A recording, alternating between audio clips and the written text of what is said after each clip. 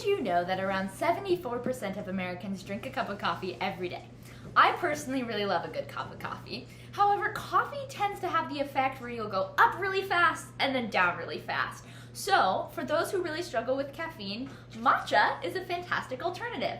Matcha is made out of new baby green tea leaves and is powdered to a very fine pulp. So, today I will be demonstrating how to make a matcha latte. There are two main types of matcha: ceremonial matcha and baking matcha. Ceremonial matcha is made out of the more finely powdered tea leaves, while baking matcha is slightly more coarse and will have a darker color. The materials you will need for brewing a matcha latte are your favorite powdered matcha, which for me this is a ceremonial kind and I really like it, but it can also be used in baking, so it's not as high grade as a ceremonial kind maybe. Oh, it smells really good, but it is really useful for both baking and you can drink it in a tea form. So today I will be making you a matcha tea latte. So you're gonna want a whisk as one of your materials. You're gonna want your half a teaspoon. You're gonna want your drinking cup, a mixing bowl. You need a little whisk, and this is a really important part to have your little like strainer thing, so that way when you whisk it up, there won't be as like many little lumps. For me, I like to have a sweetener, and I mean this is all optional obviously, but I really need it with some honey because it can have a bit of like a more tangier flavor, so the honey will really dull that out. And then you can use whatever kind of milk you would like. I personally think that a plant-based milk is like best for your overall flavor if you want to keep that.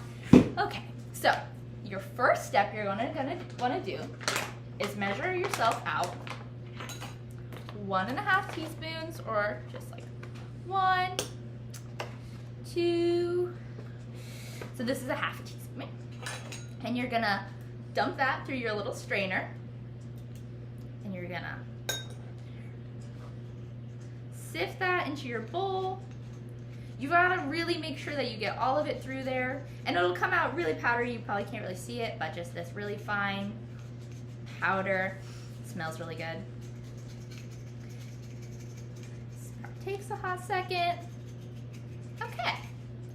So once you've sifted your little matcha powder through your bowl, you're gonna want to go and take some hot water and just add that to your matcha.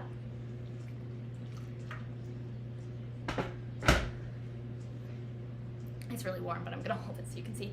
And then this is a really important step, but you're gonna want to take your whisk, and I have my cup of hot water down here, but you're gonna pour some hot water into a cup.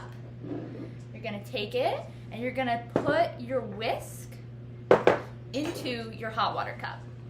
This will pre-saturate your whisk, so that way when you go and mix up your matcha, you're gonna want to froth this really well. Your little whisk won't soak up any of that matcha, and it makes your whisk life last longer. It's really just better if you want to be able to hold on to your matcha making tools. Okay, so you're gonna whisk that up, and then you're gonna take your hot water. It'll kind of pre-warm your mug, which I think is nice, and dump that in my sink, which is conveniently there. And it's at this point in the process where if you want to add a little sweetener, you can. So add some honey. We're gonna take it and we're gonna dump it into our cup.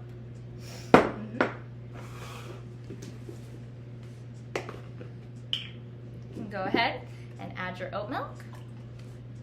There you go. You have yourself a matcha latte. It is scientifically proven that matcha can help boost your mood and improve confidence.